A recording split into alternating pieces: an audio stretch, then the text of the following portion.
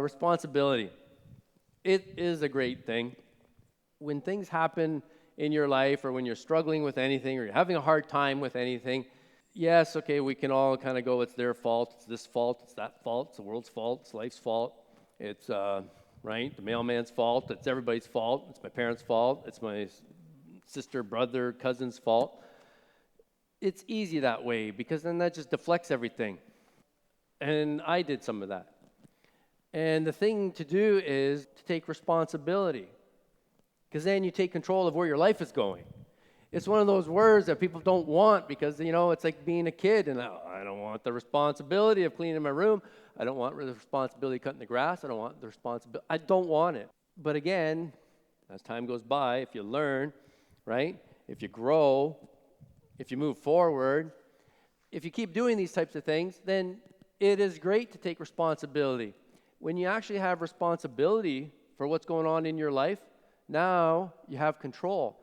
It's kind of like being a passenger in a car. You don't really have control of where this car is going, right? The car is just going. Somebody else is driving it. And it's very convenient to say that I don't like where I'm going because, well, they're driving, right? Blame it on somebody else. And that's one thing it's easy to get caught up in. The thing is to reach over and grab the wheel, because now you can control where this car is going. And that's the same thing with your life. Hop in the driver's seat of your own life, because nobody else is going to be able to drive your car the way you drive it. Why don't you go where you want to go? If you don't want to go to the zoo that day, then why are you allowing your car just to go wherever it wants to go? This is the same thing as like when people say about having a rudderless boat, that just the waves just take it. We have this amazing gift, right? You're a miracle, and you have this gift to be able to control your life. The responsibility part that I'm talking about, that is the thing on taking the wheel, because that puts you in charge now.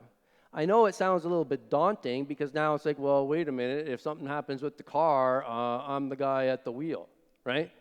And then now that may be really the fear. So really it's a fear that you have a problem with, not the responsibility. But then so what? Right? We get caught up in all our fears. We get caught up in all these things that we're worried about. And life is like that. Life is about making mistakes, because how else are you going to learn anything if you don't make a mistake? There's nothing wrong with it. We all stub our toe. We all do something dumb. We all make a mistake. But that's where the magic is. That's where all the mystery is. That's where everything starts to happen, because then you start to learn from that. So if you think your life is going to just go perfect without any problems, like, yes, it's like two sides of a coin, and I always like to look on the happy side of the coin, but that doesn't mean I don't understand that there's like a sad side. And it's not to be blinded by it. Some people can be blinded by optimism and they just be, you're just super optimistic. No, I understand that there's another side. It's I choose not to live on it.